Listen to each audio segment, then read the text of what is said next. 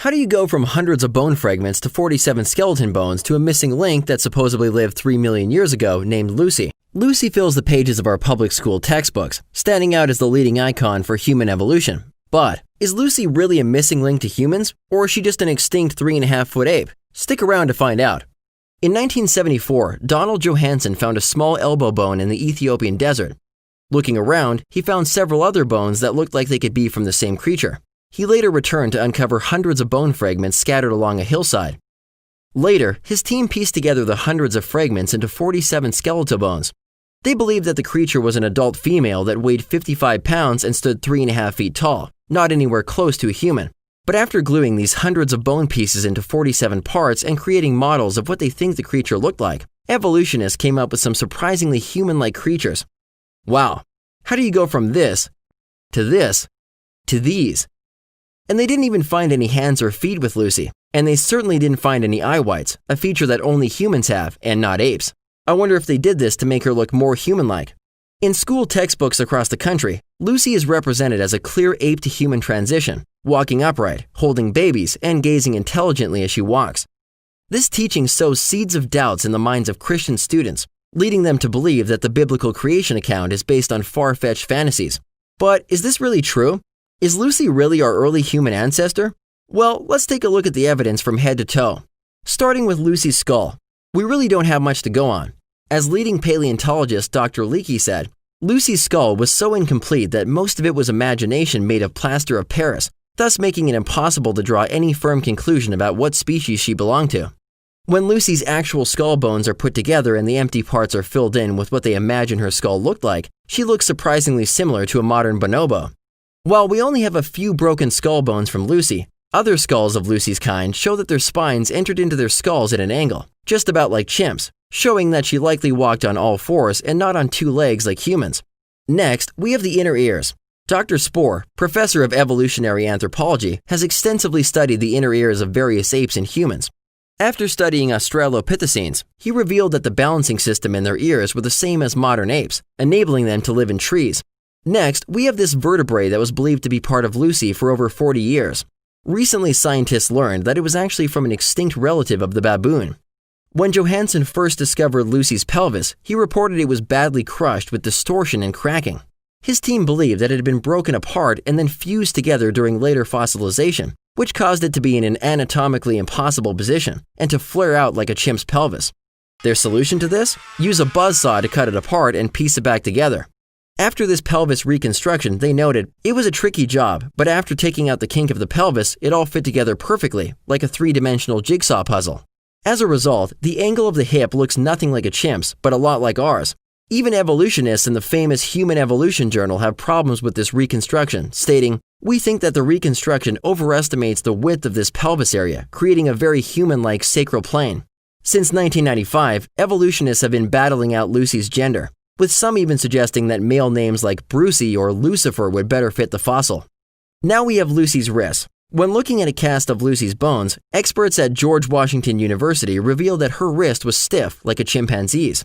This enabled Lucy's wrist to lock in place for knuckle walking, just like most apes today. Another study noted, measurements of the shape of wrist bones showed that Lucy's type were knuckle walkers, similar to gorillas. Even the fingers of Lucy's kind have been shown to be curved and ape-like, best suited for swinging in trees. Next, we have Lucy's short little legs. Bill Jungers at the Stony Brook Institute in New York argued that Lucy's legs were too short in relation to her arms for her species to have achieved a fully modern adaptation to bipedalism. In other words, she wasn't built for walking. Other researchers have concluded the same thing.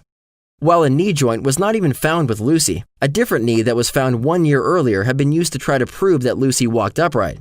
This other knee was found over 8,000 feet away from where Lucy was found, and over 200 feet deeper in the ground. Johanson's lead team member said this knee was human, not ape. Most recently, a team of scientists from the University of Texas conducted 38,000 scans of Lucy's bones. After researching the different breaks and fractures, they concluded that she died while falling over 40 feet out of a tree while she was awake, even trying to break her fall. Lucy, a little 3.5-foot, 55-pound ape that supposedly walked on 2 feet like a human, died by falling 40 feet out of a tree. Made of hundreds of bone fragments glued together to make 47 parts, even accidentally including a vertebrae from a different species, do we really know what she was? Her skull, inner ears, locking wrist, curved fingers, and short legs reveal that she was definitely an ape. But that's not what evolutionists want you to think. Shown with human expressions, eye whites, which no apes have, and walking upright, they want you to think she was on her way to becoming human. They want you to believe that there are hundreds of Lucy's kind buried in the earth, as in this video where Johansson explains there are 400 Australopithecus specimens, and marches an army of hundreds of complete skeletons across the screen. But what he doesn't say is that he's talking about 400 bone specimens, not individuals, and 35% of these specimens are just teeth, and fewer than a dozen are skulls, all of which have been pieced together using numerous broken pieces. Here is a picture showing the majority of this entire collection, sitting on top of a single table. If human evolution really happened over millions of years, wouldn't we expect to find more? With over 7 billion humans alive today, shouldn't the ground be filled with transitions of apes still evolving into humans? Even Darwin realized that this was a problem by stating, "As by my theory, innumerable transitional forms must have existed. Why do we not find them embedded in countless numbers in the crust of the earth?" So, just what was Lucy? The answer is straightforward. Lucy and other Australopithecines are extinct apes, just like many other ape species that have gone extinct. She walked on all fours, ate the foods that apes eat, and lived among other animals that are similar to those that live around apes today. The truth is, God created land animals on the 6th day of creation, right before He created man to rule over them. We were created in the image of God, and not in the image of apes, out of the dust of the earth, and given the dominion charge to rule over all of God's creation. That's why we put apes in the zoo, and not the other way around. Humans are vastly different than apes in so many ways, many of which were made plain in this video. Our brains, however, stand out as the biggest distinction, being nearly 3 times larger than they should be based on our lineup with similarly sized apes. Our brains are also wired completely differently than apes in so many ways. Humans were wired by God with the intellect to rule the earth, just as we were commanded. We sing, worship, have ceremonies, pray, educate ourselves, and do so many other things that reflect the fact that we are spiritual beings and not animals. Following the genealogies in Genesis leads us back to the spontaneous creation of Adam on the 6th day of creation, just about 6,000 years ago. Then, about 4,400 years ago, the world was destroyed by a flood. 100 years later, humans were scattered around the world from the Tower of Babel. That's why we have so many different people groups today. We were just one race of people, but with minor variations based on the genes each group took from Babel, and adaptations that have occurred since. Just like the Bible says in Acts, "And He has made all nations of men of one blood to dwell on all face of the earth, ordaining 4 appointed seasons and boundaries of their dwelling." It's important to understand the significance of these 2 contrasting worldviews.